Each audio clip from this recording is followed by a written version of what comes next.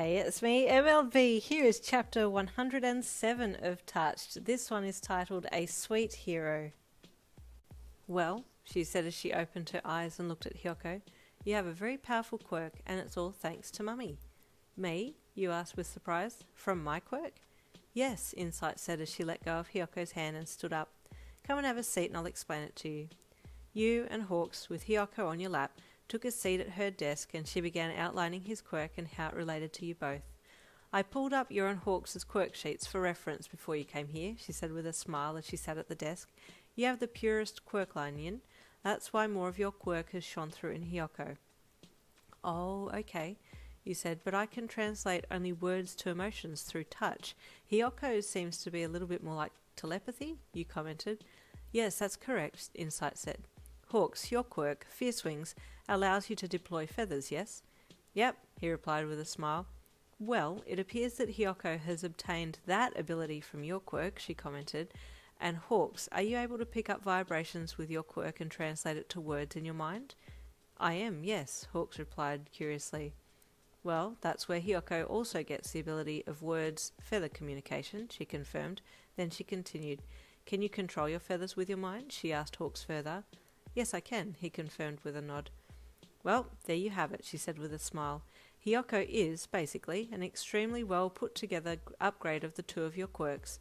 He can telepathically communicate through his feathers. This will be extremely useful if he decides to follow in your footsteps, Hawks. I can see how it would be, Hawks replied, reaching out and ruffling Hyoko's hair with his hand. He's going to be an amazing hero. Hyoko beamed at his father, then looked back at Insight. I'm going to work with Daddy and fight the bad guys, he said proudly. I'll tell them to stop and go away with my feathers. You all chuckled at his zealous announcement, and you gave him a cuddle. You sure will, Yoko. You sure will. Mrs. Takami, I'll give you a write-up on Hyoko's quirk, as far as I can tell, and that way you'll have all of the known information about him on hand, so it will help with this training later on, Insight said. Thank you so much. That would be wonderful, you replied with a smile. The ride home was a happy one. Hyoko had developed his quirk, everything was well, and you were looking forward to the future. As Hyoko grew and learned more about his quirk, he started to talk less, opting to communicate through his feathers, which you did your best to curb. It was nice that he enjoyed exercising his quirk, but you didn't want him to become mute because of it. The following year he started school. He was a little shy and kept sticking a deployed feather against you so that he could talk to you. Sweetheart, you'll be fine, you said with a smile, crouching down and removing the feather from your leg. But, Mummy, did you hear me in my feathers? He asked. Yes, I did, Nugs. You said you didn't want to stay here without me, but you'll make friends here in no time, you said with a smile. Hyoko's kindy teacher walked over and introduced herself, bending down to greet Hyoko. Hi, he said, looking down at the ground. I can talk to you with my feathers. Do you want to see? You gave the teacher a sympathetic look and she smiled. Sure, Hyoko, show me, she said kindly. He deployed a feather and said something to her. Well, that's a very good quirk, Hyoko. There's another little boy here who would love to see how it works. He's deaf, so he can't hear people talking out loud, but he just might be able to hear you through your feathers, the teacher said. I'm sure your quirk would work directly into his brain. I'll see if it works, Hyoko said excitedly. Where is he? The teacher took Hyoko's hand and led him away, winking at you as your cue to leave, and you quickly left before Hyoko could miss you. The teacher walked over to a little boy who was sitting in the corner. He was busy building a tower with some blocks. Here he is, she said to Hyoko. Why don't you try your quirk and say hi? Hyoko smiled and crouched down next to the boy to attract his attention.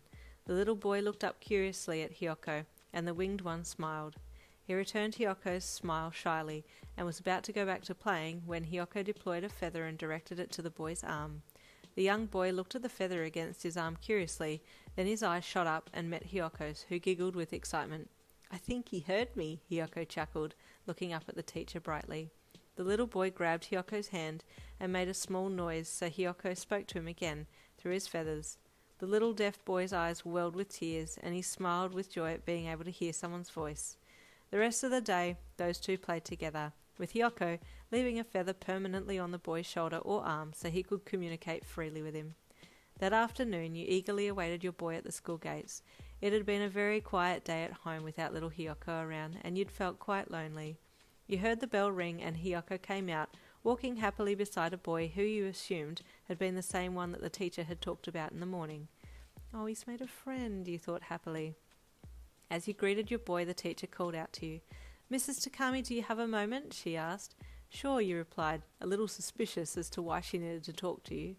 Your little boy, Hyoko, has such a beautiful nature and a very kind soul, she said to you. Oh, thank you, you said happily. Did something happen to make you say that, though? Yes, actually, Hyoko has spent the whole day with this little boy here. He's deaf, and none of the other kids would take the time to try and include him in games since they couldn't communicate with him. But your little one has been able to talk to him through his feathers, the teacher said. He's played with the boy all day and hasn't left his side. He's a gorgeous boy. You smiled proudly as Hyoko continued to talk to the boy through his feathers. Thank you, you said to the teacher. I'm glad he's got a good heart. He'll definitely need to be compassionate in hero work. He's going to be a beautiful hero, inside and out, the teacher agreed. That night you told Hawks about how sweet Hyoko had been on his first day of school, and your winged hero smiled proudly. He gets that from me, he said cheekily. Yeah, right, you replied with a smirk and an eye roll. Hawks laughed and grabbed you into a bear hug, kissing you down your neck. You know, I feel so blessed to have this little family, he said, pulling back to look at you lovingly. We've definitely been touched, haven't we? You replied with a smile. Touched with a little bit of everything good, Hawks replied with a smile, as he leaned down and kissed you gently. The end. And that concludes Touched, Hawk's ex-female listener. I really hope that you've enjoyed this journey. It has been a long haul, so thank you so much for sticking with us this far. It's been 107 chapters. I do have an alternate ending, and I just want to stress here that it is not the true ending. This is an alternate ending. This is just something angsty that I came up with and wanted to throw it in there. So if you want to be absolutely ruined, then listen on to the alternate ending. If you would like to just keep the book nice and pure and unscathed by any angst or anything that's going to rip you to shreds, then do not listen on, please.